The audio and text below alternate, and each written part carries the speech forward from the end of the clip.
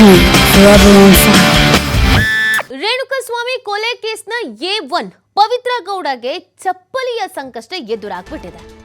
ಚಪ್ಪಲಿಗೆ ಕಂಟಕ ತಂದಿಡ್ತಾ ಕೊಲೆ ಆರೋಪಿ ಪವಿತ್ರ ಗೌಡಗೆ ಈ ಕೊಲೆಗ ಆರೋಪಿ ಕೊಲೆಗ ರೂವಾರಿ ಅಂತ ಕರೆಸ್ಕೊಳ್ತಾ ಇರೋದು ಪವಿತ್ರ ಗೌಡ.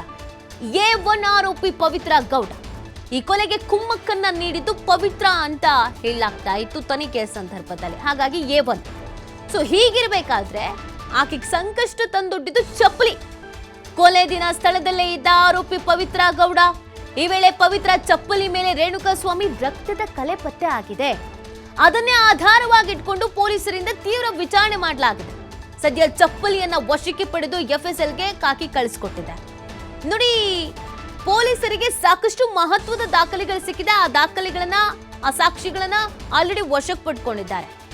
ಅವತ್ತು ಪಟ್ಟಣಗೆರೆ ಶೆಡ್ಗೆ ಪವಿತ್ರ ಹೋಗಿದ್ರು ಅನ್ನೋದ್ರ ಬಗ್ಗೆ ತನಿಖೆ ಸಂದರ್ಭದಲ್ಲಿ ಪೊಲೀಸರಿಗೆ ಗೊತ್ತಾಗ್ತಾ ಇತ್ತು. ಒಂದಷ್ಟು CCTV ವಿಜುವಲ್ಸ್ ಅಲ್ಲೂ ಕೂಡ ದರ್ಶನ್ ಕಾರ್ ಪಾಸ್ ಆಗಿದ್ದು ಕಾಣಿಸ್ತಾ ಇತ್ತು. ಅವತ್ತು ಸ್ವತಃ ದರ್ಶನ್ನೇ ಪವಿತ್ರ ಗೌಡರನ್ನ ನಿನಗೊಂದು ಸರ್ಪ್ರೈಸ್ ಕೊಡ್ತೀನಿ ಬಾ ಅಂತ ಶೆಡ್ಡಿಗೆ ಕರ್ಕೊಂಡು ಹೋಗಿದ್ರು ಅನ್ನೋದು ತನಿಖೆಯ ಸಂದರ್ಭದಲ್ಲಿ ಕೆಲವು ಆರೋಪಿಗಳು ಹೇಳ್ಕೊಂಡಿದ್ರು.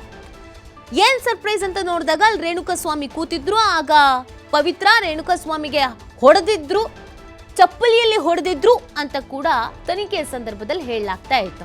ಇದೆಲ್ಲ ಆದ್ಮೇಲೆ ಅವತ್ತು ಪವಿತ್ರ ಗೌಡ ನಿವಾಸಕ್ಕೂ ಕೂಡ ಪೊಲೀಸರು ಹೋಗಿ ಒಂದಷ್ಟು ವಸ್ತುಗಳನ್ನ ವಶಕ್ಕೆ ಪಡ್ಕೊಂಡಿದ್ರು. ಆಕೆಯ ಧರಿಸಿದಂತ ಸ್ಲಿಪ್ಪರ್ ಇತ್ತಲ್ಲ, ಆ ಸ್ಲಿಪ್ಪರ್ ನಲ್ಲಿ ರೇಣುಕಾಸ್ವಾಮಿಯ ರಕ್ತದ ಕಲೆಗಳು ಅಂಟ್ಕೊಂಡಿದ್ವಂತೆ. ಅದನ್ನ FSLಗೆ ರವಾನೆ ಮಾಡಲಾಗಿದೆ. ಸೊ ಇಲ್ಲಿ ಪವಿತ್ರ ಗೌಡಗೆ ಸಂಕಷ್ಟ ತಂದು ಉಡ್ತಾ ಇರೋದು ಆಕೆ ಧರಿಸಿದ್ದಂತ ಚಪ್ಪಲಿ. ಆಕೆ ಧರಿಸಿದ್ದಂತ ಚಪ್ಪಲಿಗೆ ಆಕೆಗೆ ದೊಡ್ಡ ಕಂಟಕ ಆಗ್ತಾ ಇರೋದು. ಸೊ ಆ ರಿಪೋರ್ಟ್ ಏನಾದ್ರೂ ಬಂತು ಅಂತ ಅಂದ್ರೆ ಪವಿತ್ರ ಗೌಡಗೆ ಅದು ಮತ್ತೊಂದಷ್ಟು ಸಂಕಷ್ಟವನ್ನ ತಂದೊಡ್ಡುತ್ತೆ. ಈ ಪ್ರಕರಣದಲ್ಲಿ ದರ್ಶನ್ ಬಟ್ಟೆಯನ್ನ ಕೂಡ ವಶಕ್ಕೆ ಪಡ್ಕೊಳ್ಳಲಾಗಿತ್ತು. ಬಟ್ಟೆಯನ್ನ ವಾಶ್ ಮಾಡಿದ್ರು ಕೂಡ ಅದಕ್ಕೊಂದು ಕೆಮಿಕಲ್ ಮಿಕ್ಸ್ ಮಾಡಿದಾಗ ಅದರಲ್ಲಿ ಹಿಮೋಗ್ಲೋಬಿನ್ ಇರುವಂತ ಅಂಶ ಪತ್ತೆ ಆಗಿತ್ತು. ಹಾಗಾಗಿ ರೇಣುಕಾಸ್ವಾಮಿ ಕೊಲೆ ಆದ ನಂತರ ರಕ್ತಗಳು ದರ್ಶನ್ ಬಟ್ಟೆಗೆ ಅಂಟ್ಕೊಂಡಿತ್ತು ಅನ್ನೋದ್ರ ಬಗ್ಗೆ ಮಹತ್ವದ ಸಾಕ್ಷಿ ದೊರಕಿತ್ತು. ಈಗ ಪವಿತ್ರ ಗೌಡ ಚಪ್ಪಲಿ.